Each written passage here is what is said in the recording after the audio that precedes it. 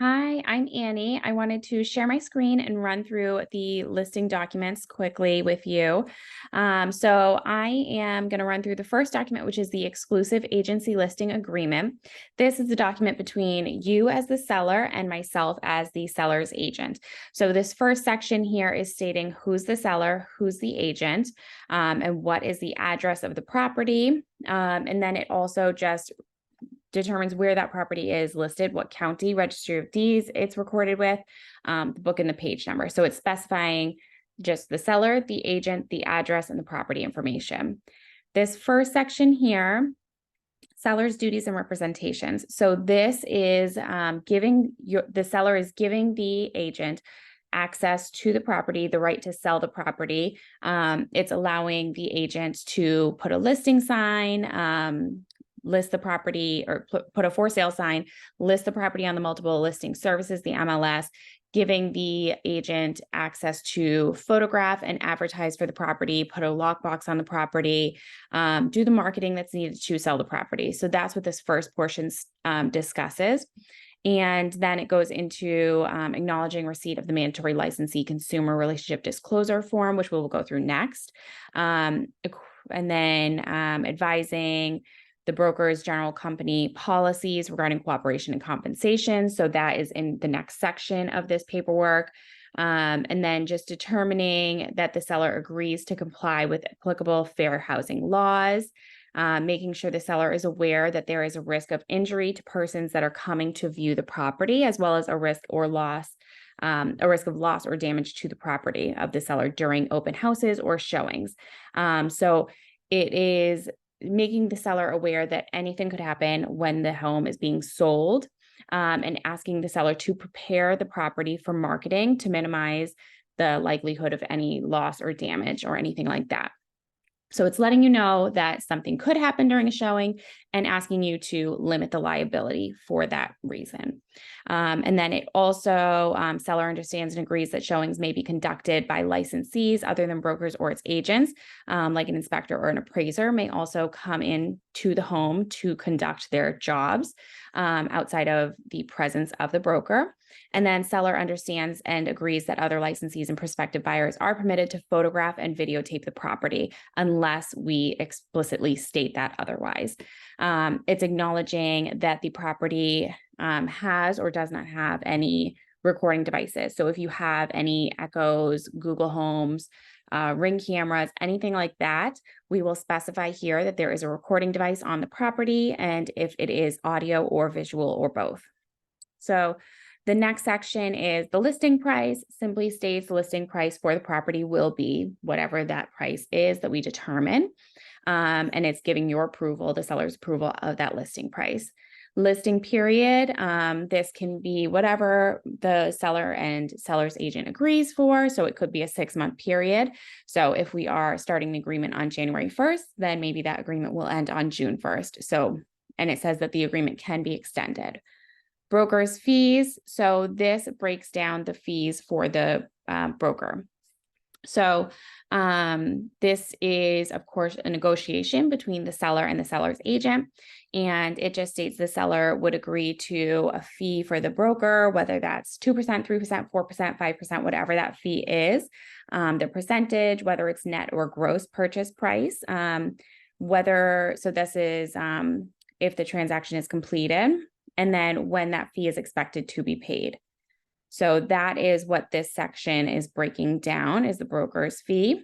And then broker cooperation. So this is breaking down what the buyer's agent will be paid from that fee. So if you're up here and it's a fee of 5%, then down here you might have 2.5% is going to the buyer's agent. A facilitator who is a non-agent might be getting 1% of that selling price if that were the case.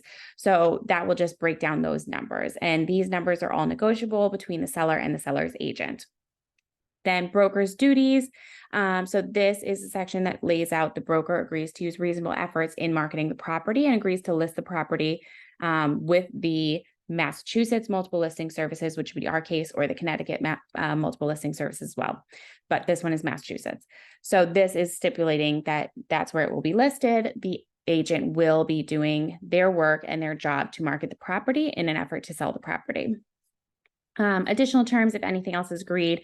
Sometimes in this section, it might be if the seller's agent is representing both the seller and the buyer, they may consider reducing their commission price.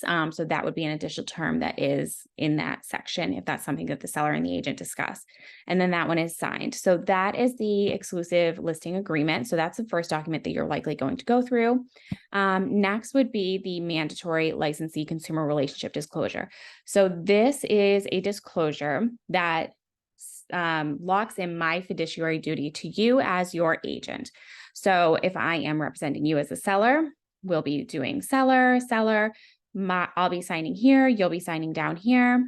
And then this second page just discusses the types of agencies. So a seller's agent, this is their job, buyer's agent, facilitator, designated sellers and buyers, and then dual agent.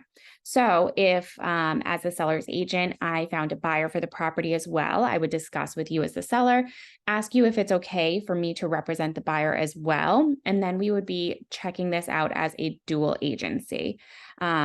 And so dual agency means that I would be representing both the buyer and the seller, and I would be discussing that and getting approval from both the seller and buyer.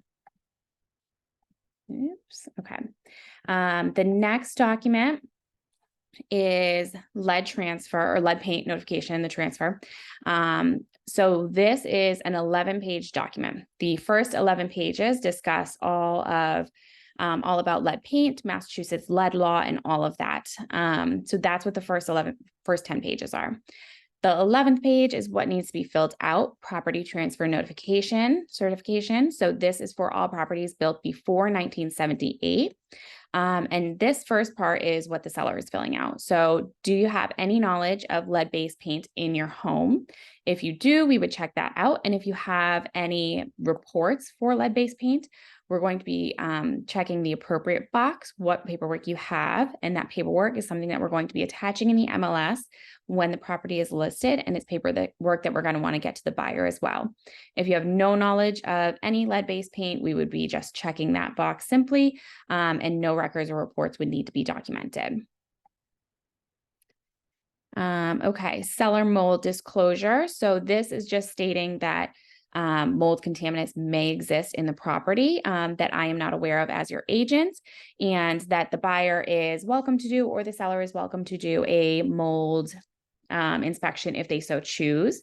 And you are agreeing to hold buyers, the broker and agents, harmless and waive any claims against them in the event that mold was discovered at the property. So that's just stating that there may be mold, you're unsure, I'm not aware of any mold, but everyone is welcome to do a mold inspection, absolutely.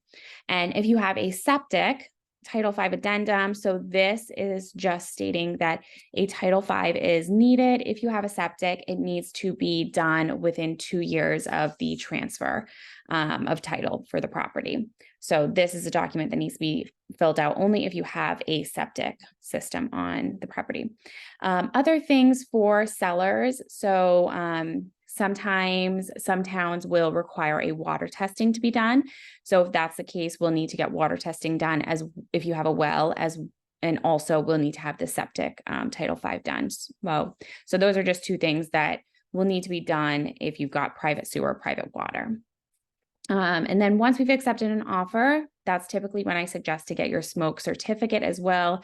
So you talk to your local fire department, have them come and inspect all of your smoke detectors and make sure that those are all in working condition. And we get a certificate for that as well that we'll pass on to the buyer. So these are the documents that you can expect when you're signing your agreement first. Once these documents are all signed, then you move on to the next step, which is preparing to sell.